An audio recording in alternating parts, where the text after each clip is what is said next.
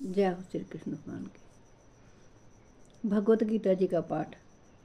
मैंने आपको भगवत गीता जी का पाठ हिंदी में इसलिए अनुवाद करके सुनाया है क्योंकि संस्कृत के श्लोकों का अर्थ कई बार समझ में सभी के नहीं आता है। आपकी सुविधा के लिए मैंने हिंदी में अनुवाद करके पढ़ के इसको सुनाया है। श्री कृष्ण भगवान कहते हैं, क्योंकि जैसे जल में चलने वाली नाव को वायु हर लेती है, वैसे ही विषयों में विचरती हुई इंद्रियों से मन जिस इंद्रिय के साथ रहता है वह एक ही इंद्रिय इस अयुक्त पुरुष की बुद्धि को हर लेती है। इसलिए हे महाबाहो, जिस पुरुष की इंद्रियों के विषयों से सब प्रकार से निग्रह की हुई हैं, उसी की बुद्धि स्थिर है।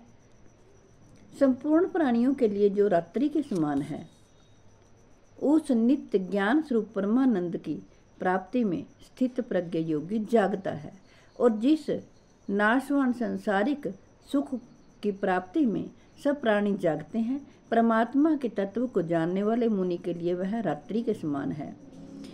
श्री कृष्ण भगवान कहते हैं, जैसे नाना नदियों के जल सब ओर से परिपूर्ण अचल प्रतिष्ठा वाले समुद्र में उसको विचलित न करते हुए ही समा जाते हैं, वैसे ही सब भोग जिस स्थित प्रज्ञ पुरुष में किसी प्रकार का विकार उत्पन्न किए बिना ही समा जाते हैं, वही पुरुष परमा शांति को प्राप्त होता है, भोगों को चाहने वाला नहीं। जय हो श्री कृष्ण भगवान।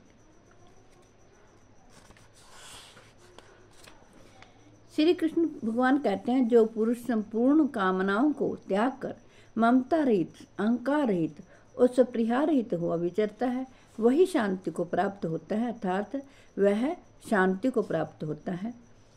हे अर्जुन, वह ब्रह्म को प्राप्त हुए पुरुष की स्थिति है। इसको प्राप्त होकर योगी कभी मोहित नहीं होता और अंतकाल में भी इस ब्रह्म स्थिति में स्थित होकर ब्रह्मानंद को प्राप्त होता है। जय हो श्री कृष्ण भगवान। ये दूसरे अध्याय का पाठ है। अब तीसरे अध्याय का पाठ सुनिए। अर्जुन बोले, हे जनार्दन, यदि आपको कर्म की अपेक्षा ज्ञान श्रेष्ठ मान्य है, तो फिर हे केशव, मुझे भयंकर कर्म में क्यों लगाते हैं? आप मिले हुए से वचनों से मेरी बुद्धि को मानो मोहित कर रहे हैं, इसलिए उस एक बात को निश्चित करके कहिए जिससे मैं कल्याण को प्राप्त हो जाऊं। श्री कृष्ण भगवान बोले, हे निष्पाप, इस लोक में दो ही प्रकार की निष्ठा मेरे द्वारा पहले कही गई है। उनमें से ज्ञान योगियों की निष्ठा तो ज्ञान योग से और योगियों की निष्ठा कर्म योग से होती है। प्रभु कहते हैं, मनुष्य ना तो कर्मों का आरंभ किए बिना निष्कर्मता को यानी योग निष्ठा को प्राप्त होता है, और न कर्मों के केवल त्याग मात्र से सिद्धि यानी सांख्य निष्ठा को ही प्राप्त होता है। निसंदेह कोई भी मनुष्य किसी भी काल में क्षण मात्र भी बिना कर्म किए नहीं रहता, क्योंकि सारा मनुष्य समुदाय प्रकृति जनित गुणों द्वारा परवश हुआ कर्म करने के लिए बाध्य किया जाता है। जो मूढ़ बुद्धि मनुष्य समस्त इंद्रियों को हठपूर्वक ऊपर से रोककर मन से उन इंद्रियों का विषयों का चिंतन करता रहता है, वह मिथ्याचारी अर्थात दंभी कहा जाता है। किंतु हे अर्जुन, जो पुरुष मन से इंद्रियों को वश में करके अनासक्त हुआ समस्त इंद्रियों द्वारा कर्म योग का आचरण करता है, वही श्रेष्ठ है। श्री कृष्ण भगवान कहते हैं, तू शास्त्र विहित कर्तव्य कर्म कर, क्योंकि कर्म न करने की अपेक्षा कर्म करना श्रेष्ठ है, तथा कर्म न करने से तेरा शरीर निर्वाह भी सिद्ध नहीं होगा। यज्ञ के निमित्त किए जाने वाले कर्मों से अतिरिक्त दूसरे कर्मों में लगा हुआ ही यह मनुष्य समुदाय कर्मों से बंधता है। इसलिए है अर्जुन, तो आसक्ति से रहित होकर उस यज्ञ के निमित्त ही भली भांति कर्तव्य कर्म कर। श्री कृष्ण भगवान कहते हैं, प्रजापति ब्रह्मा ने कल्प के आदि में यज्ञ सहित प्रजाओं को रचकर उनसे कहा कि तुम लोग इस यज्ञ के द्वारा वृद्धि को प्राप्त हो, और यह यज्ञ तुम लोगों से इच्छित भोग प्रदान करने वाला हो। तुम लोग इस यज्ञ के द्वारा देवताओं को उन्नत करो, और वे देवता तुम लोगों को उन्नत करें। इस प्रकार निस्वार्थ भाव से एक दूसरे को उन्नत करते हुए तुम लोग परम कल्याण को प्राप्त हो जाओगे। श्री कृष्ण भगवान कहते हैं, यज्ञ के द्वारा बढ़ाए हुए देवता तुम लोगों को बिना मांगे ही इच्छित भोग निश्चित ही देते रहेंगे। इस प्रकार उन देवताओं के द्वारा दिए हुए भोगों को जो पुरुष उनको बिना दिए स्वयं भोगता है वह चोर ही है।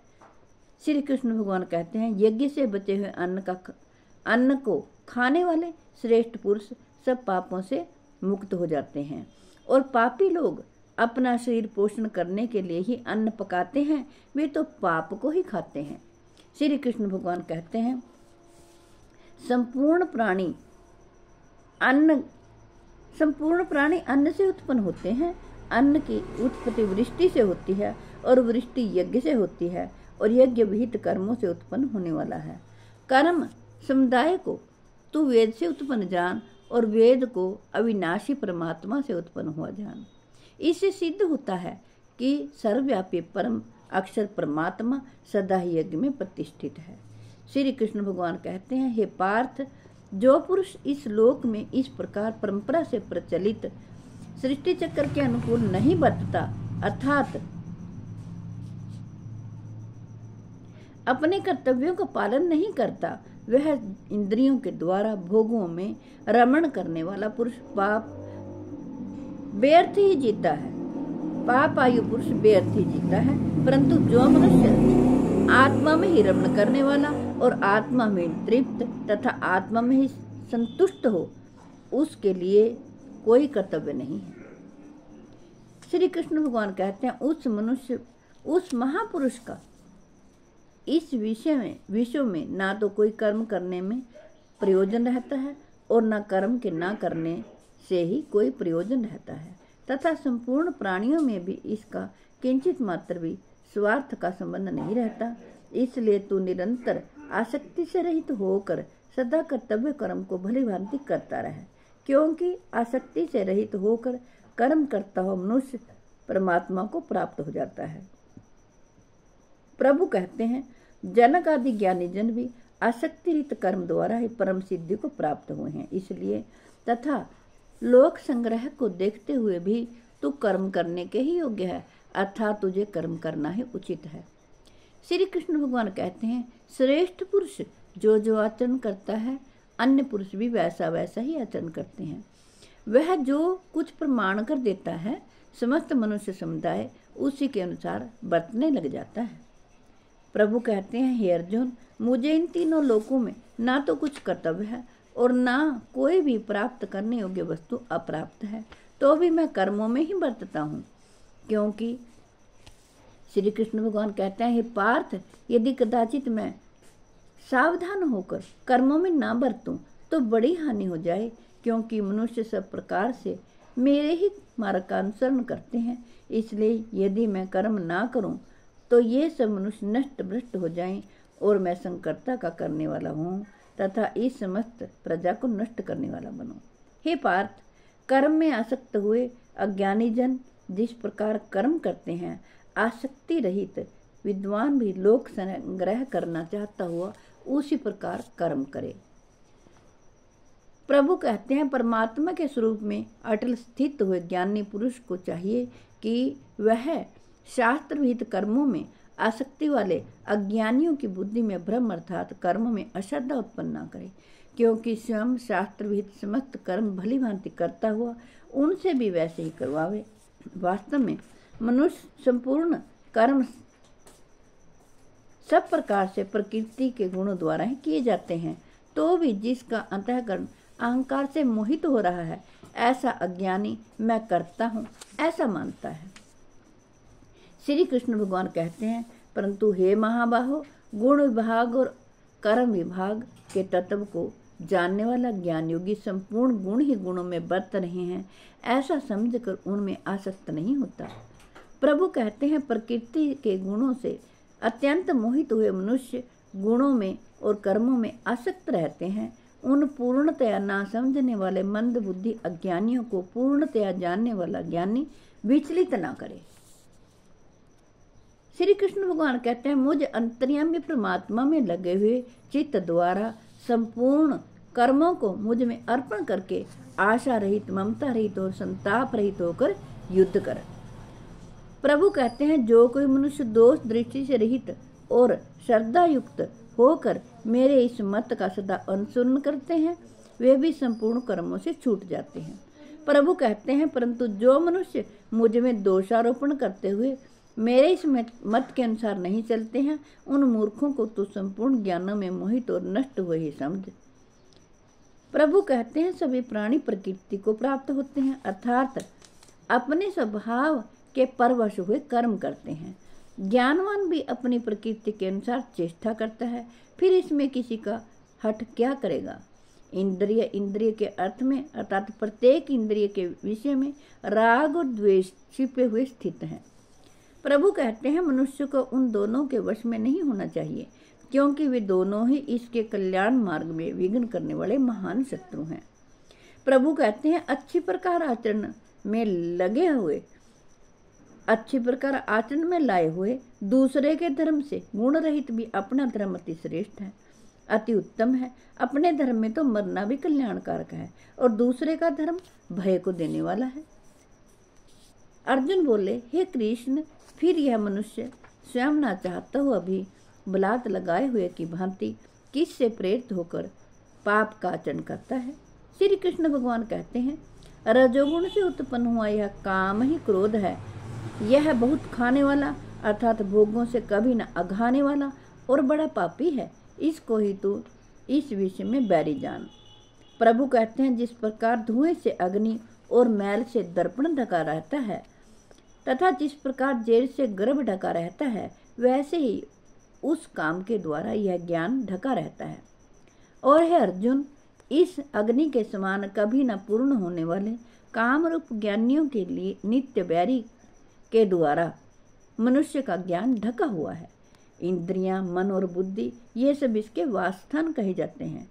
यह काम ही मन, बुद्धि और इंद्रियों के द्वारा ही ज्ञान को आच्छादित करके जीवात्मा को मोहित करता है। इसलिए हे अर्जुन, तू पहले इंद्रियों को वश में करके इस ज्ञान और विज्ञान का नाश करने वाले महान पापी काम को अवश्य ही बलपूर्वक मार डाल। श्री कृष्ण भगवान कहते हैं, इंद्रियों को स्थूल शरीर से पर यानी श्रेष्ठ, बलवान और सूक्ष्म कहते हैं तथा इंद्रियों से पर मन है, मन से भी पर बुद्धि है और जो बुद्धि से भी अत्यंत पर है वह आत्मा है। श्री कृष्ण भगवान कहते हैं, इस प्रकार बुद्धि से पर अर्थात सूक्ष्म, बलवान और अत्यंत श्रेष्ठ आत्मा को जानकर और बुद्धि के द्वारा मन को वश में करके, हे महाबाहो, तो इस काम रूप दुर्जय शत्रु को मार डाल। जय हो श्री कृष्ण भगवान। ओम तत्सत। श्रीमद् भगवद गीता उपनिषद ब्रह्म विद्यायाम शास्त्र श्री कृष्ण संवादे कर्मयोग नाम तृतीयोध्याय समाप्त। ये तीसरा अध्याय था। चौथे अध्याय का पाठ हम कल करेंगे, इसलिए अब आपको श्री कृष्ण भगवान की वाणी मैंने हिंदी में समझाई है। मैं आशा करती हूँ आप सभी इसका लाभ उठाएंगे और श्री कृष्ण भगवान के कथानुसार आप अपना जीवन व्यतीत करेंगे। मेरी हाथ जोड़ के आपसे प्रार्थना है कि आप अपने बच्चों को भी प्रेरित करें, वो भगवत गीता जी का पाठ करें और सुने। इसमें अथाह ज्ञान छुपा हुआ है और अगर बच्चा माँ बाप के द्वारा नहीं समझता तो उस बच्चे से कहिए कि भगवत गीता जी का पाठ या श्रवण करें या पढ़ें, ताकि उन्हें सच्चा ज्ञान प्राप्त हो और वो सद्मार्ग पर चलें। भगवान श्री कृष्ण जी सदा उनकी रक्षा करें। जय हो श्री कृष्ण।